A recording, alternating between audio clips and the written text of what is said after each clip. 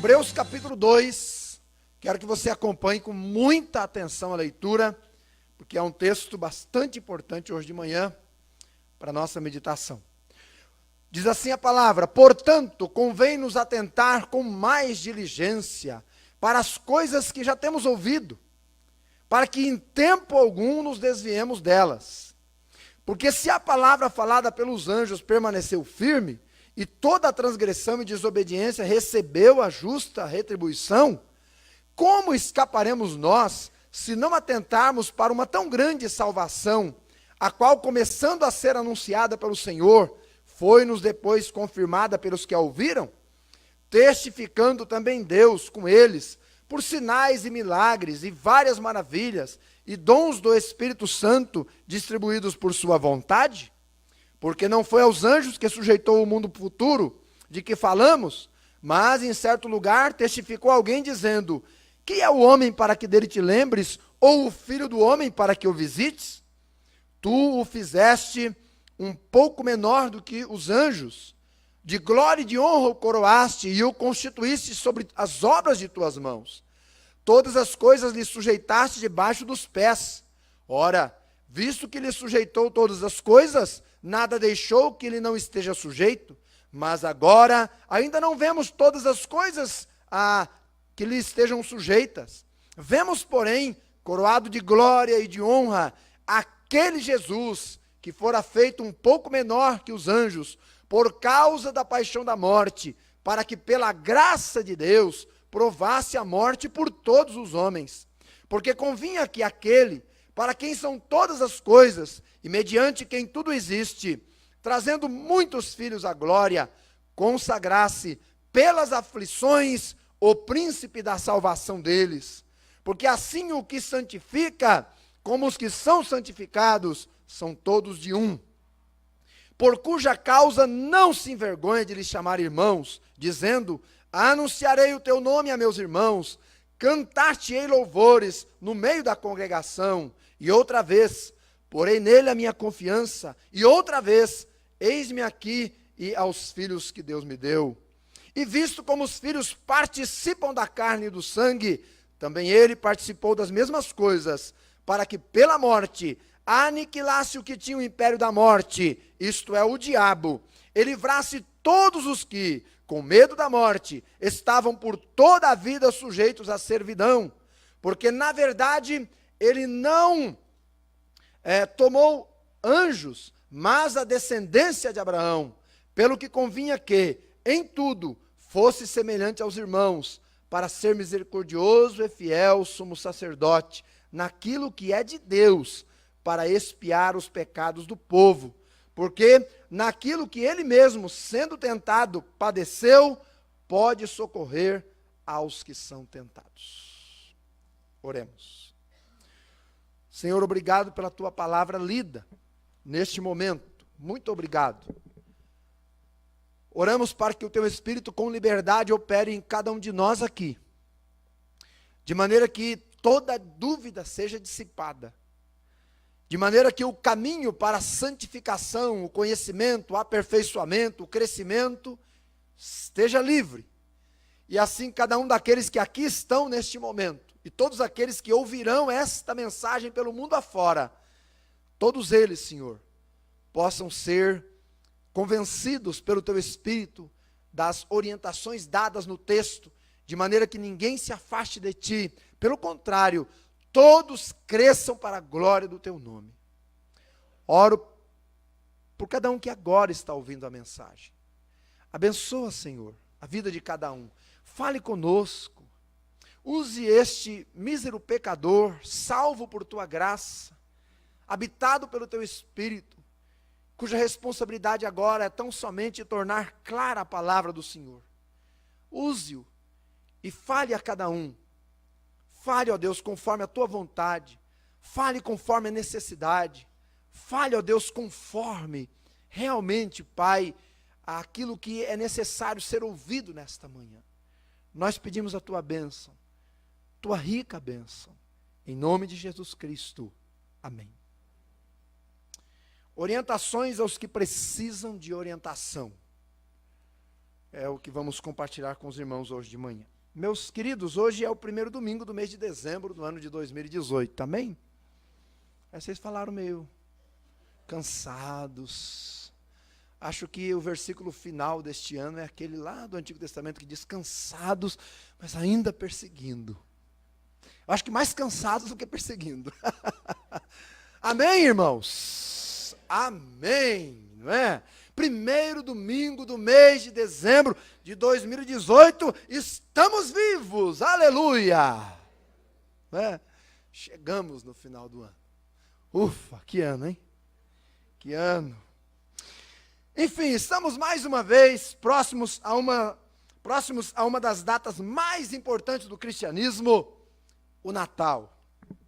Novamente, já percebemos o burburinho das repetidas músicas de Natal, nos shoppings, nas lojas, nas ruas, e por que não dizer nos hospitais. Aliás, ontem o coral cantou a cantata pela primeira vez, lá na casa de saúde, foi uma bênção, e Deus se alegrou tanto, irmãos, que no final ele banhou o coral com uma chuva de prata.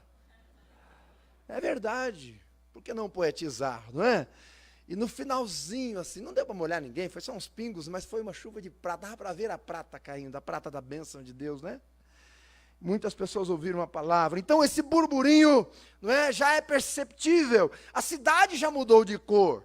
As celebrações começam a ser preparadas. Os amigos secretos começam a ser organizados. Os encontros de famílias para a confraternização já estão em preparo.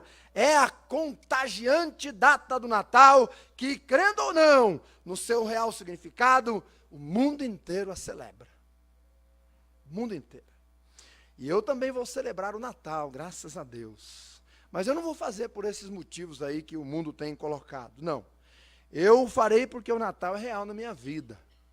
É por isso que eu vou celebrá-lo. Eu conheço o aniversariante e conheço ele pessoalmente. Ele me transformou, ele deu sabor a uma vida, a minha vida outrora imunda e vazia. Ele me cobriu com o seu amor, sua graça e seu perdão. Ele me deu vida e vida em abundância. Ele me tornou um filho de Deus. Louvado seja o seu santo nome. É por isso que eu vou celebrar o Natal. Eu espero que seja o seu motivo também. Jesus é maior do que qualquer símbolo que este mundo possa colocar de Natal. Ele é maior do que qualquer símbolo. Ele é maior que as luzes, porque a Bíblia diz que ele é a própria luz. Ele é maior que a bebida ou as bebedeiras, porque ele é a fonte da água viva. Ele é maior que os alimentos que se possam colocar em qualquer mesa requintada. Ele é o pão da vida. Ele é maior que o velho e velho Noel.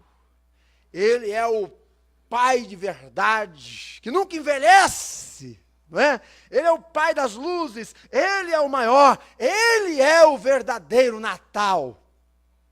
Ele é o verdadeiro sentido do Natal. Aliás, este é o tema da carta aos Hebreus. Talvez você esteja se perguntando, pastor, você vai pregar sobre o Natal em Hebreus, e aí, como é que fica a ponte, a aliança? Então, calma lá. A gente já vai ver, não é? O tema de Hebreus é justamente isto. O autor desta carta, quando a escreveu, o fez justamente por isto, para mostrar que Jesus é maior. O maior. Em toda a carta, isto é gritante. No livro de Hebreus, a Bíblia diz que Jesus é o herdeiro de tudo. 1:2. É por ele que o mundo foi feito. 1:2. Ele é o resplendor da glória de Deus. 1:3. É ele quem sustenta todas as coisas pela palavra do seu poder, 1:3. É ele que está sentado à destra da majestade nas alturas, 1:3. Ele é maior e mais excelente que os anjos, 1:4. Ele é o príncipe da salvação deles, 2:10. Ele é quem por sua morte aniquilou o diabo e o tornou inoperante, sem efeito e sem poder, 2:14. Ele é o misericordioso e fiel sumo sacerdote, 2:17. Ele é quem é digno de maior glória do que Moisés, 3:3. Ele é o sumo sacerdote que se compadece das nossas fraquezas, 4:15. Ele é o que vive sempre intercedendo pelos seus, 7:25. Ele é o mediador do melhor e maior conserto, 8:6. Ele é o nosso perfeito exemplo para suportar as hostilidades dos pecadores, 2:3. Ele é o grande pastor das ovelhas, 13:20.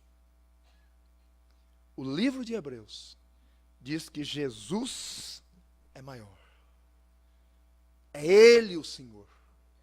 É Ele quem é Deus. Mas, irmãos, justamente Ele, que é tudo isto, que é quem Ele é, que tem o poder que tem, que vivia onde vivia, justamente Ele tornou-se um de nós. Tornou-se um de nós, igual. Às vezes, aqui nessa bola que o livro de Eclesiastes chama de tampa de ouro, a sua também, viu? Aqui, eu tenho às vezes dificuldade de compreender isso. Como assim? Ele, sendo quem é, se tornou um de nós. Meus irmãos, ele habitava o céu. E como disse o pastor Adiel no seu concílio, quando indagado sobre como é o céu, pastor Adiel? E naquele momento de tensão e nervosismo, ele não pensou duas vezes, disse, meus irmãos, o céu é um lugar maravilhoso. Ao invés de dar uma resposta teológica, cheia de texto, ele foi logo na aplicação prática, né? O céu é um lugar maravilhoso. Meus irmãos, e ele tinha e tem razão. É um lugar de glórias. É um lugar de comunhão plena. É um lugar sem pecado. É um lugar sem dor. É um lugar de paz e ordem. É um lugar onde não há cemitérios, porque lá não há mortos. O céu é um lugar maravilhoso. E era lá que Jesus vivia. Mas o glorioso, o santo, o sublime, aquele que habita em luz imarcessível, deixou esse lugar de glória e tornou-se um de nós, para habitar uma manjedoura, não é? Para nascer numa manjedoura. Mas escute bem, ele não veio porque precisasse vir por sua causa. Não foi por isso que ele veio. Ele veio porque nós precisávamos desesperadamente que ele viesse. Precisávamos desesperadamente de um Salvador. Então ele veio. E veio porque quis vir. Nós precisávamos. Ele não. Porque ele é Deus, sem pecado. Mas nós precisávamos. E ele veio, deixou o céu. Isso não comove o seu coração? Stuart Olyott diz que ele tornou-se filho do homem para que pudéssemos nos tornar filhos de Deus. Ele veio à terra para que pudéssemos ir ao céu. Ele carregou os nossos pecados para que pudéssemos ser vestidos da sua justiça. Ele tornou-se homem a fim de nos fazer filhos do Altíssimo. Meus irmãos, que grande Salvador nós temos. Este é o sentido do Natal. Que grande Salvador nós temos. Este é o tema de Hebreus. Este é o tema deste capítulo de número 2. Por isso, há neste capítulo 3 orientações que nos são dadas, e eu compartilho elas com vocês neste momento, neste início do mês de Natal, para que todos nós não percamos a direção seguindo aí as comemorações do mundo, mas seguindo as orientações e comemorações bíblicas. Eu compartilho essas orientações com você agora. E, em primeiro lugar, leia comigo o capítulo 2, versículo 1 novamente. Portanto, convém-nos atentar com mais diligência para as coisas que já temos ouvido, para que em tempo algum nos desviemos delas. Primeira orientação: atente para as verdades ouvidas com diligência, porque se você não atentar, você vai se desviar. Repito, atente para as verdades ouvidas com diligência, porque se você não atentar, você vai se desviar. É o que diz o versículo. Uma das coisas mais comuns hoje, meus irmãos, infelizmente, é encontrar pessoas desviadas do caminho de Deus. Isso é triste. O número é tão grande que, por vezes, a impressão que se dá é que tem mais gente fora da igreja do que dentro, desviadas. Tantas são as pessoas. E as razões dadas são muitas. Decepção com liderança, outros crentes, às vezes com Deus. Ocupação demasiada com trabalho, frustração familiar, rancor, amargura, problemas não resolvidos e por aí vai. Só que estas razões, elas são só a ponta do iceberg. A razão mesmo está debaixo d'água. E ela é mostrada para nós aí no versículo 1. Falta de atenção diligente à verdade ouvida. Eu sou ciente de que às vezes uma pessoa, e Deus até às vezes leva uma pessoa de uma igreja para outra, de um lugar para outro, de um bairro para outro. Isso é comum. Eu não me refiro a essas pessoas, eu me refiro àquelas que deixam a igreja e não vão para lugar nenhum. Que estão desviadas, estão fora. Então, qual é a verdade aqui? Falta de atenção diligente às verdades ouvidas. Qual verdade? A palavrinha portanto aí do versículo 1 diz qual é a verdade. Porque o portanto é uma conjunção conclusiva. E o que esse portanto está concluindo? O capítulo 1. Está fechando o capítulo 1. E o que é que diz o capítulo 1? O capítulo 1 diz que Jesus Cristo é o Senhor, Criador, sustentador, Salvador, primogênito de Deus, Filho de Deus, herdeiro de todas as coisas, aquele cujos inimigos todos serão colocados debaixo desse cabelo dos seus pés. Esse cabelo dos pés é um banquinho onde o pé descansa, não é? Todos os inimigos do Senhor serão colocados ali, porque Jesus Cristo é o Deus, Senhor absoluto sobre todas as coisas. Esta é a verdade a ser ouvida. Esta gloriosa verdade concentrada na pessoa gloriosa de Cristo. Por isso em Hebreus 10 diz, olhando firmemente para Jesus, autor e consumador da fé. Segue então que os desviados são aqueles que em algum momento tiraram os olhos de Jesus e colocaram em alguém, algum problema, alguma circunstância e deixaram a casa de Deus. Deixaram os caminhos. São estes semelhantes àquele episódio de Pedro, quando dentro do barco houve uma tempestade e Jesus vem andando por sobre as ondas, e quando eles vêm ficam assustados, aí eles olham para Jesus e Pedro, claro, tinha que ser Pedro, não é? Estava ali angustiado, Jesus diz, não tenham medo, sou eu. Jesus, então se é o Senhor mesmo, manda que eu ande por sobre as águas. E Jesus disse, então vem. E Pedro desce do barco sobre a... Eu queria poder ter visto isso aí, viu? Você já imaginou a cena? Ele desce do barco, não é? Seguro, firme, olhando para Jesus e sai andando, pisando por sobre as águas. Meus irmãos, enquanto ele está olhando para Jesus, não tem tempestade, não tem mar, não tem tubarão por baixo ali que possa amedrontá-lo. Mas quando ele tira os olhos do Senhor e coloca no mar, nas águas, talvez pensando, se eu afundar, estou lascado, viro comida de peixe. Aí a Bíblia diz que ele começa a sucumbir. Esta é a razão da orientação dada aqui. Convém-nos atentar com mais diligência. Então, atente para as verdades ouvidas, com mais diligência, com mais firmeza, com mais apego, com mais entendimento. Porque se você não se atentar nesses dias finais, escute o que eu estou te dizendo, você vai se desviar. Há muitos que já se desviaram, porque deixaram de prestar atenção na palavra. Em segundo lugar, ou segunda orientação, leia comigo o verso 3.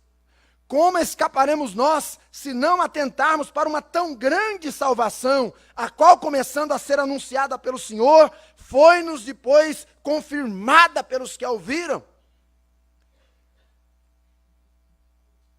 Em segundo lugar, não negligencie a tão grande salvação anunciada, porque se você negligenciar, você não vai escapar. Se eu negligenciar, não me escaparei ao juízo. Se a gente não firmar-se nessa salvação, não tem como escapar. Às vezes eu fico pensando no inferno, irmãos. O inferno é um lugar terrível. O inferno é um lugar eterno. O inferno é um lugar sem esperança. É um lugar de tormento. É um lugar onde os pedidos de socorro nunca são ouvidos e nem atendidos. O inferno é um lugar onde a manifestação do pecado, rebelião, blasfêmia, maldade, ira pecaminosa, tudo isso será pleno. O inferno é um lugar descoberto pela graça de Deus. A graça de Deus não cobre o inferno, não atinge o inferno. Lá o Espírito não convence ninguém do pecado. Lá o Espírito não gera arrependimento. Lá o Espírito Santo não regenera. Lá o Espírito Santo não opera. No inferno as pessoas são livres para serem conforme sempre o que desejaram ser, sem restrição alguma. No inferno as pessoas odiarão a Deus. Quando você lê em Mateus 24, que diz lá no inferno haverá choro e ranger de dentes. Sempre a gente pensa que o ranger ali é de sofrimento. A palavra ranger lá significa tanto sofrimento quanto raiva. Você sabe o que significa isso? Significa que se o Senhor abrir a porta do inferno hoje, ninguém vai querer sair de lá. Porque os que estão lá odeiam a Deus, blasfemam de Deus, cuspiriam no rosto do Senhor. Não quereriam ter comunhão com Deus, porque a graça de Deus não cobre aqueles corações. E eles serão tudo aquilo que o pecado sempre quis que eles fossem. No inferno prevalece o caráter do diabo. No inferno estarão os que tiveram nesta terra por pai o diabo. Lá eles agirão como ele. O inferno, meu irmão, é um lugar terrível. Às vezes eu penso no inferno. Tenho compaixão das almas que vão para lá. Tenho muita gratidão, porque o Senhor, na sua graça, um dia me ajudou a entender o Evangelho.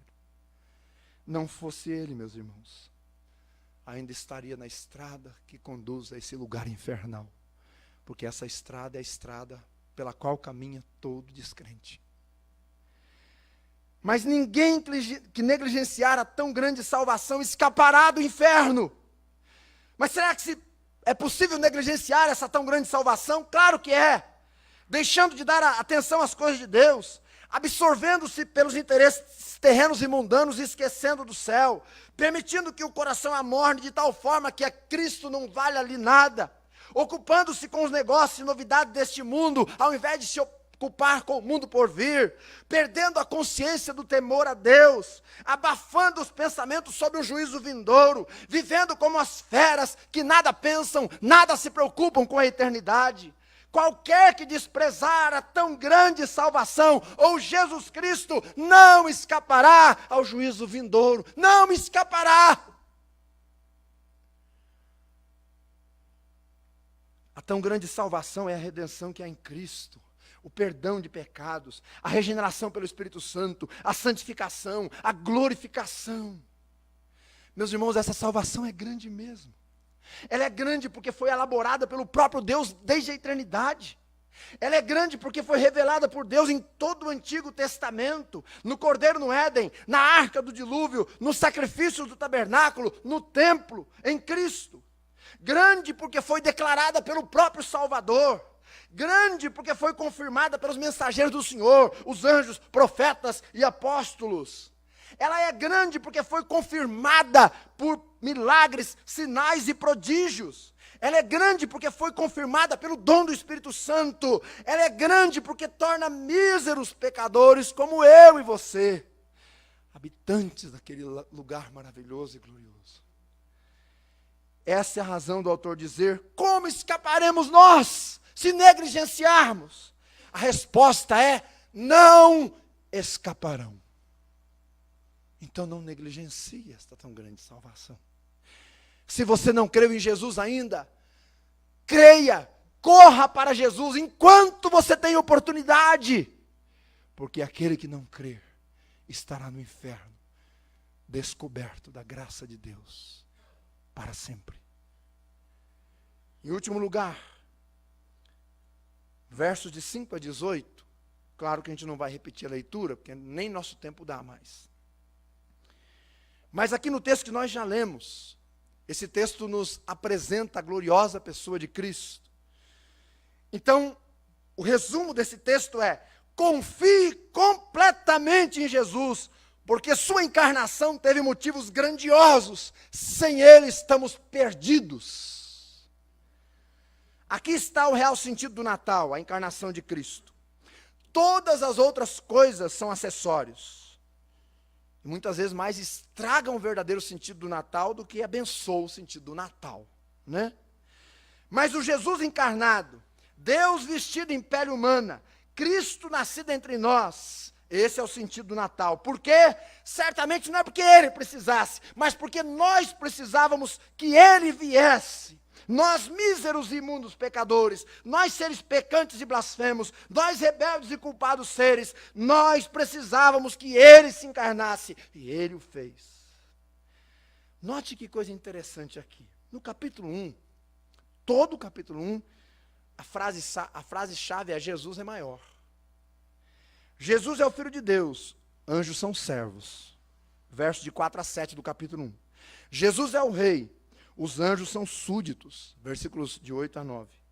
Jesus é o Criador, os anjos são criaturas. 10 e 12. Jesus é o Salvador da igreja, os anjos são ministros da igreja. Agora note o versículo 7 do capítulo 2. Tu o fizeste por um pouco menor que os anjos. Olha o que o autor do livro está fazendo. No capítulo 1 ele diz assim, ele é o maior. Mas no capítulo 2 ele diz, ele é o menor. Não é que ele é o menor. Ele foi feito menor por 33 anos. Para que nessa sua encarnação, ele pudesse operar o desejo, a vontade do Pai em prol da criação, em prol da criatura. Por que, meus irmãos, Jesus fez isso? Porque ele se encarnou. Primeiro, para restabelecer o domínio que o homem havia perdido na queda. Versículo de 5 a 9. Eu vou deixar que você leia. Versículo de 5 a 9. Lá no jardim do Éden, Deus disse para Adão, olha, está tudo aí, domine. Quando Adão e Eva pecaram, então aí em Lucas 4:6 o diabo vai dizer para Jesus, olha, eu posso te dar todo esse mundo, esse reino, porque a mim foi entregue. Quando foi entregue? Lá no Éden, quando Adão pecou. Então Jesus vem, e quando Jesus vem, ele foi feito menor que os anjos, por causa da paixão da morte, para que pela graça de Deus provasse a morte, mas ele foi coroado de glória e de honra, e a obra das suas mãos foi constituída nas mãos dele. Por isso, meus irmãos, quando Jesus aqui veio, olhe só, ele dominou peixes, aves, feras, animais domésticos, para ficar claro que ele veio restabelecer o domínio que o homem havia perdido. Segundo lugar, para ser o condutor de muitos filhos à glória. Capítulo 2, versículo 10, diz exatamente isso. A palavra príncipe, ali, no versículo 10, não é? É melhor traduzida como autor. No original é a palavra arquegos, que significa aquele que começa algo ou abre uma porta para que outros possam entrar. Veja, quando Jesus morreu na cruz, ele abriu a porta. Isso não é bonito? Gente, é tão gostoso essas coisas, não é? Isso é maravilhoso. Ele abriu o caminho, ele abriu a porta para que outros possam entrar. Aquele que entrou no mundo como unigênito de Deus, retorna ao mundo como primogênito do Pai. Ele vem como unigênito, único filho, mas quando ele retorna como o primeiro entre muitos que chegarão ao céu. Quem são esses muitos? Escreve seu nome aí. É você e eu, todos os que creram em Jesus como Salvador. Ele sai do céu solitário, mas quando ele volta, meus irmãos, volta uma multidão com ele agora, que se concretizará lá na eternidade, ou no Apocalipse, como você queira. Terceiro, ele precisou encarnar para destruir o diabo e libertar os cativos. Versículo 14 e 15. O verbo destruir aí não significa aniquilar, porque Satanás não está aniquilado, você sabe disso. Ele ainda está vivo e ativo, mas significa tornar inoperante, sem efeito. Satanás não está ainda destruído, mas já está desarmado. É por isso que a Bíblia diz, resistir ao diabo. E ele, você entende? A arma que ele tem agora, contra você que tem o Espírito Santo, não é mais eficaz. Ó! Ei! Você se ligou nisso aí? Não é mais eficaz! Então por que ceder ao pecado? Então por que ceder à tentação? Então por que dar ouvidos a ele? Você tem um Espírito que é muito maior habitando em você, o Espírito de Deus. Embora ele esteja presente no mundo, sua derrota já está decretada. Ele é uma serpente cuja cabeça já foi esmagada, serpenteia, mas não tem mais o poder. Sua causa está perdida. Jesus destruiu o seu plano. A morte de Cristo na cruz pagou o preço da libertação. A vinda de Cristo ao mundo foi o começo do fim do diabo. A chave que abriu os grilhões, dando liberdade aos que creem. Quarto, ele precisou encarnar para ser fiel e misericordioso sumo sacerdote. Verso 16 e 18. A gente já leu.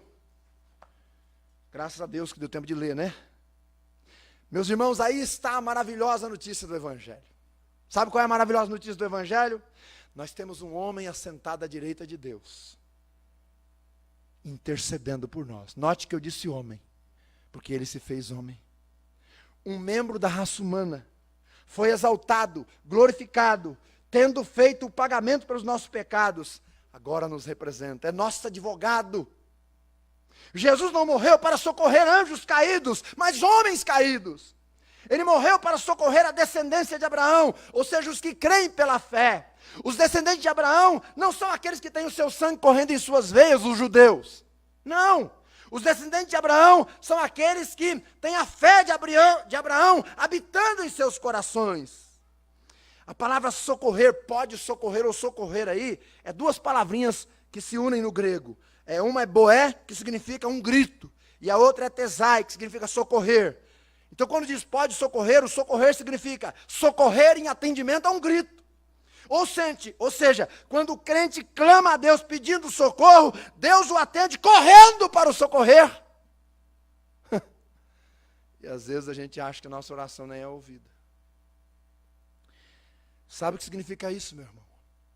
Nenhum clamor deixará de ser ouvido, nenhuma tentação deixará de ser aliviada, nenhum grito de socorro deixará de ser atendido aos que confiam em Jesus como seu Senhor e Salvador.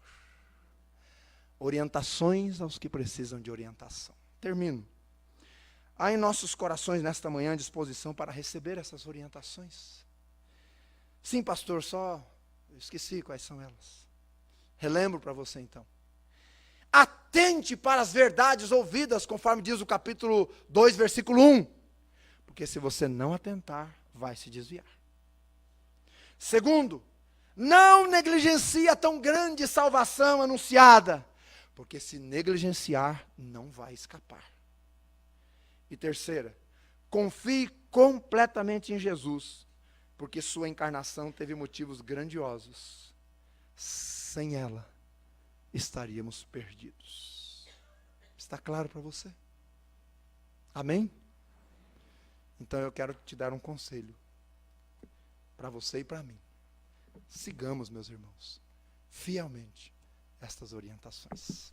Oremos. Pai, obrigado pela tua palavra.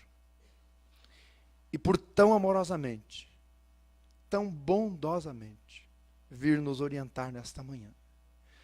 O mês de dezembro começou, e o mundo, com seu barulho, burburinho, com sua mudança de cor, muitas vezes quer nos encantar. Quer tirar do nosso coração o real sentido do Natal. Quer tirar os nossos olhos de Jesus. Quer nos afastar da tua pessoa e casa. Por favor, não permita que a cada dia deste mês de dezembro, quando nossos olhos, que são a janela do nosso corpo, se abrirem de manhã, traga à nossa memória o que nos dá esperança. Natal é Jesus encarnado. É Deus que se fez homem, é Deus que se vestiu de pele humana para ser o nosso Senhor e o nosso Salvador. Nos ajude a todos os dias glorificar o seu nome. Em nome dele oramos. Amém. Quando o Senhor Jesus chamou Meu coração não fez um convite descuidado ou impensado. Não quis apenas ser gentil ou educado, mas deixou claro que havia algo importante a ser feito.